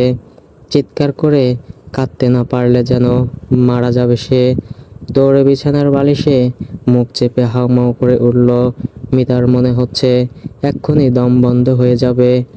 কান্নার দমকে পুরো দেহ তার কেঁপে কেঁপে উঠছে। সে এখানে আর থাকতে চায় না, 1 মিনিটও না, 1 মুহূর্তও না। মুখ থেকে তার চি করে একটা মৃদু গঙ্গানি ভেসে এলো। খট করে দরজা খুলল। রুম্বিতা এমন অপ্রকৃতিস্থ অবস্থায় দেখে ঘাবড়ে গেলে ফারদিন চট করে দরজা লক করে মিতাকে ঝাপটে ধরল। মিতা, তুমি ঠিক আছো? সরাও বালিশ, সরাও। মিতা বালিশ সরালো না, মুখ থেকে উল্টো কান্না থামিয়ে দিয়েছে, একদম পাথরের মতো। এই প্রথম ফারদিন তার নাম নিয়েছে, কথা বলেছে, কিন্তু মিতার তাকে বিন্দুমাত্র সহ্য হচ্ছে না। থরথর করে কাঁপতে থাকা ছোট্ট কাঁথায় ফারদিন অজস্র চুমুতে ভরিয়ে দিচ্ছে। ফারদিন কি তাকে ভালোবাসে? 4 দিনে ভালোবাসা হয়? তার ইচ্ছে করছে না ফারদিনের সংস্পর্শে থাকতে, কিন্তু তার দেহ তার সাথে হঠাৎই প্রতারণা করছে। এই সব কি হচ্ছে? মস্তিষ্ক আর দেহের যুদ্ধে তার নিজেকে বিষাক্ত মনে হচ্ছে। ফারদিন মিতাকে শান্ত করতেই চুমু খাচ্ছে, অথচ মিতার মনে হচ্ছে সে আবার বাঘের শিকারে পরিণত হতে যাচ্ছে। কিন্তু তার দেহ আরেকটু এই উষ্ণ আলিঙ্গনে থাকতে চাইছে। মিতার হঠাৎ মনে হলো বিগত 4 দিনে তার বাসায় কেউই তার খোঁজ নেয়নি কেন? ফারদিনকে তরফ থেকেও বৌভাতের অনুষ্ঠান করা হয়নি। 1 মাস পর হবে। মিলা আপু কি একবারও তার খোঁজ নেওয়ার চেষ্টা করেনি? অবশ্য করবেই বা কি করে? তার জীবনের ঝাপটাও তো কম না। মিতা চোখ তুলে চাইল ফারদিনের দিকে। ফারদিনের সিম্প্যাথি হোক আর যাই হোক, এই মুহূর্তে মিতার ফারদিনকে নিজের কাছের মানুষ মনে হলো, যে তার কান্না শুনলে বিরক্ত বোধ করবে না। বিয়ের রাতেও তো কত কেঁদেছিল। কই, ফারদিন তো রাগ করেনি। মিতা বালিশ সরিয়ে ফারদিনের উপর ঝাঁপিয়ে পড়ে কাঁদতে লাগলো। এবারে ফারদিন তার বিশাল বাহুর মধ্যে বন্দি করলো মিতাকে। মিতার মনে হলো সে ইচ্ছে করে বাঘের থাবার শিকার হচ্ছে। ফারদিনের মনে হলো ছোট্ট একটা বিড়াল ছানা তার বুকে চলে এসেছে। প্রোটেকশনের উদ্দেশ্য একটাই তো, সেই জড়িয়ে ধরা, অথচ ভিন্ন ভিন্ন অর্থে।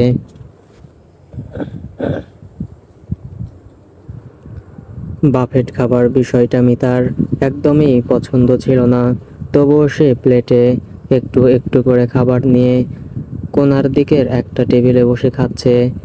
শাড়ি পরা তার কাছে মহাবিরক্তি লাগে, তবু আজ সে একটা মেরুন কাতান শাড়ি পরে এসেছে ফারদিনের ছোট্টবেলার বন্ধু বান্ধবীর রিসেপশনের দাওয়াতে।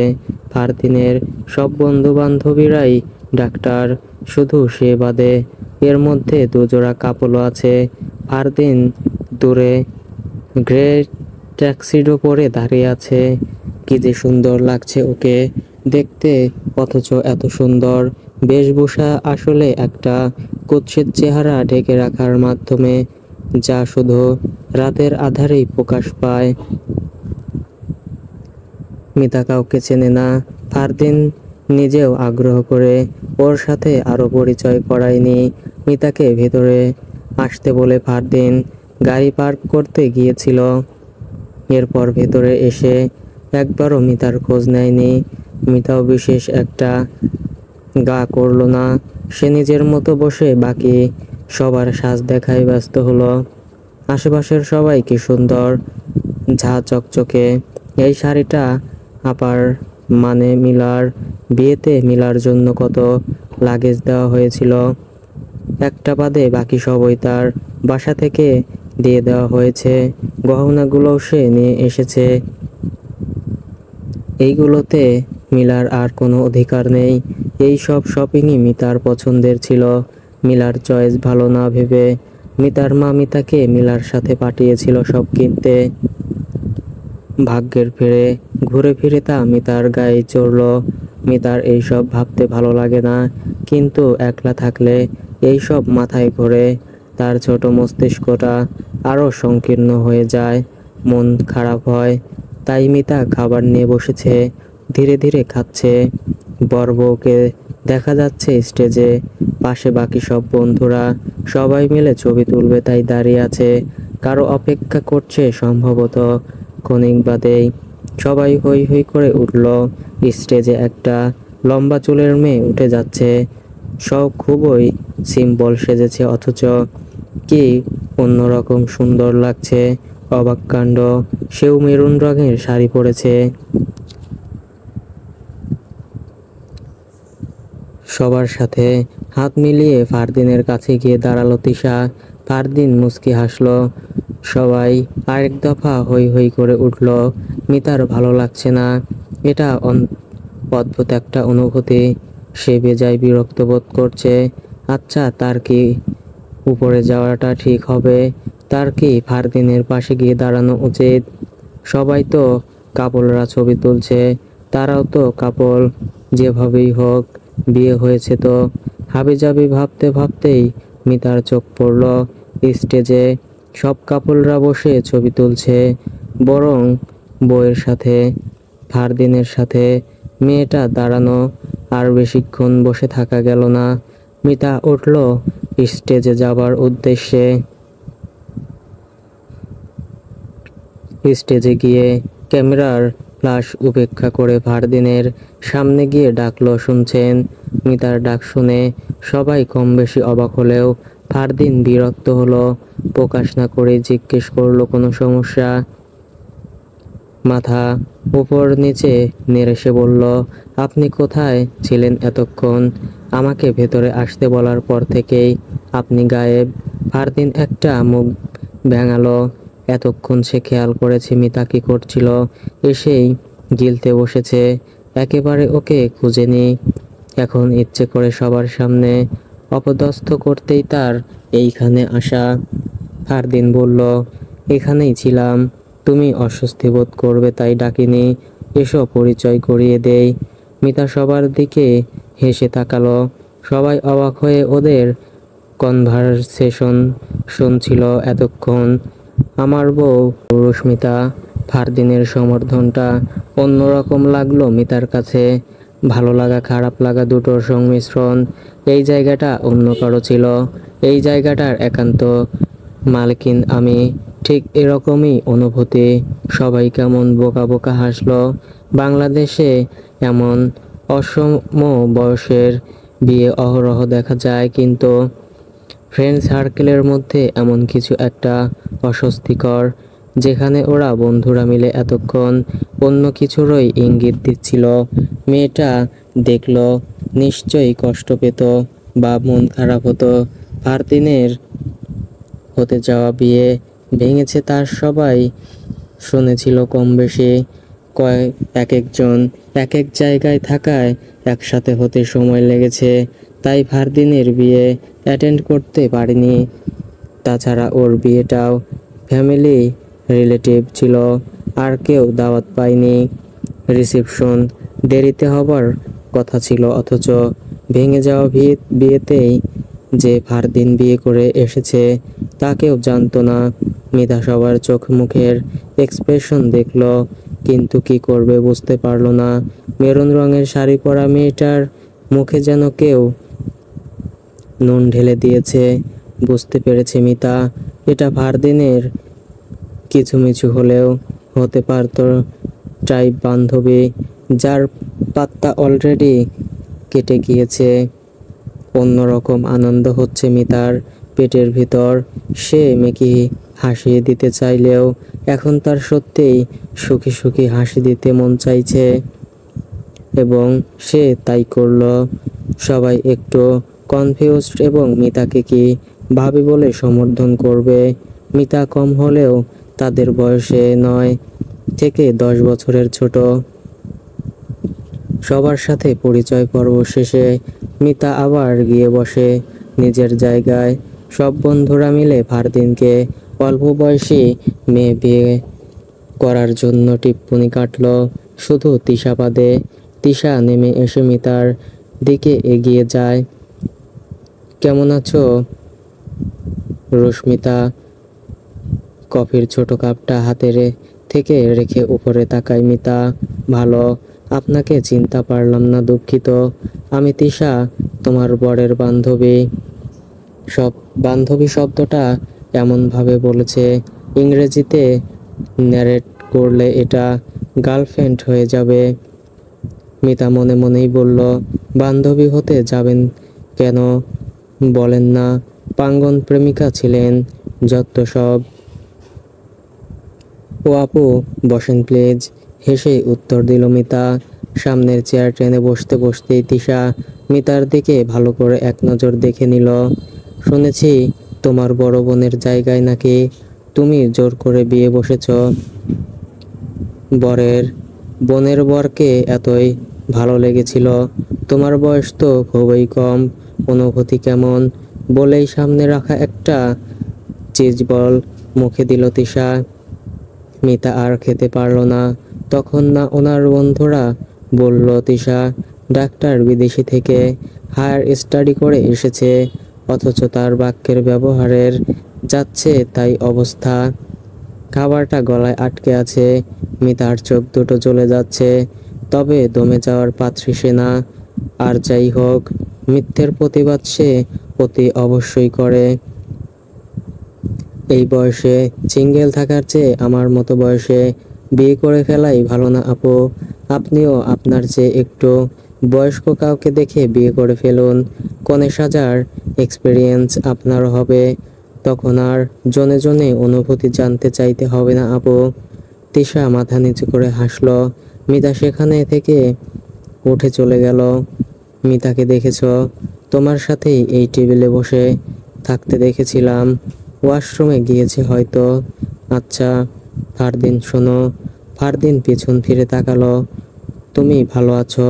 তিশা ভেবেছিল ফারদিন মুখ কালো করে থাকবে, হয়তো উত্তর দেবে তুমি যেমন রেখে গিয়েছিলে টাইপ কিছু, কিন্তু তিশাকে অবাক করে দিয়ে ফারদিন তার 32 পাটি দাঁত বের করে ম্যাজিক টুথ পাউডারের অ্যাডের মতন দন্ত বিকশিত হাসি দিয়ে গেল, যার অর্থ এই দাঁড়ায়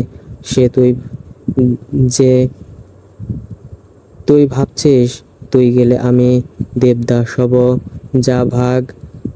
তিশার বদৌলতে ফারদিনের বউ বেশ পরিপক্ক আর ঠোঁটকাটা। বন্ধু মহলে সে কথা চাউর হতে সময় লাগলো না। পার্টি সেন্টার থেকে ফেরার পথে ফারদিন তিশাকে তার বাসার সামনে নামিয়ে দিয়ে এলো এক প্রকার অনুরোধে ঢেকি গলার মতো। নিজের ঘরে ঢুকে মিতার একটা বিচ্ছিরি অনুভূতি হচ্ছে। দ্রুত এই সং পাল্টে ফেলতে হবে। লাগেজ থেকে একজোড়া চেলোয়ার ছোট নিয়ে মিতা ঢুকলো ওয়াশরুমে।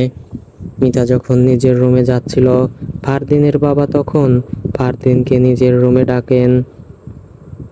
মিতার ফুপা কল করেছিলেন। ও হঠাৎ না মানে এই 5 দিনে তো একেবারও কল করে খোঁজ নেননি। বিয়ে দিয়ে তো একটা বোঝা নামিয়ে দিয়েছেন, আর খোঁজ না নিলেও চলে তাই না? তুই তো এত কথা বলিস না, হঠাৎ এত কথা বলছিস কেন? বাবা বাদ দাও, কি জন্য কল করেছিল তা বলো। মিতার বাবা তোদের তার বাসায় ডেকেছেন দাওয়াতে। ও বাড়িতে গেলে আবার ওর বোনের মুখোমুখি হতে হবে। এটা কি শোভনীয়? এইটা একটা অ্যাক্সিডেন্ট, যা হয়ে গিয়েছে পাস্ট টেনে লাভ নেই। তাছাড়া আজীবন তো আর তোমরা এখন মুখ না দেখে থাকতে পারবে না, মুখোমুখি একদিন হতেই হবে। ফোঁস করে নিঃশ্বাস ছাড়লো ফারদিন। ঠিক আছে, কবে যেতে হবে? পরশু। মা জানে? রুম থেকে বুঝতে পারছো নিশ্চয়ই। ফারদিন হাসলো। তিনিও হাসছেন। যেদিন ফারদিনের বাবা মায়ের সাথে মাঝে কথা কাটাকাটি হয়, সেদিন মা তারিনের রুমে ঘুমায়। ফারদিন নিজের রুমে এসে দেখলো বিছানার উপর মিতার শাড়িটা পরে আছে। সে কোট খুলে শাড়ির পাশেই রাখলো। মিতা ওয়াশরুমে, এত রাতেও শাওয়ার নিচ্ছে। ফারদিন শাড়িটায় হাত বুলালো, কি অদ্ভুত। মিতাকে গাঢ় রঙে সত্যিই অস্পরীর মতো লাগে। বিয়ের দিন সে দেখেছিল যখন তার সাথে মিতা হাসছিল, তখন এই বিয়ের শাড়িতে মিতা দুজনকেই দেখেছে ফারদিন একই সাজে। অথচ শাড়িটা মিলার থেকে মিতার গায়ে বেশি মানিয়ে গিয়েছিল। যেন শাড়িটা তার জন্যই তৈরি, ভুল করে অন্যের অঙ্গে জড়িয়েছিল। মামির কিচকিচ আর রাগের জন্যই মিলাকে দেওয়া সব শাড়ি গহনা খুলে মিলাকে পরানো হয়েছিল। অথচ তিনি জেদ না করলে মিতাকে সত্যিই এভাবে দেখা হতো না। মিতার নিশ্চয়ই খুব কষ্ট হয়েছিল বোনের কথা ভেবে। আচ্ছা, সে এসব কি চিন্তা করছে? মিতা কষ্ট পেলেই বা তাতে তার কি এসে যায়? সে তো এর জন্য দায়ী না, উল্টো তাকেই ঠকানো হচ্ছিল। ফারদিন নিজের কাপড় নিয়ে বাইরের ওয়াশরুমে গেল ফ্রেশ হতে। সো ফ্রেন্ডস, ভুল ত্রুটি হলে ক্ষমার দৃষ্টিতে দেখবেন এবং নিত্য নতুন গল্প দেখতে চাইলে চ্যানেলটি সাবস্ক্রাইব করে পাশেই থাকবেন।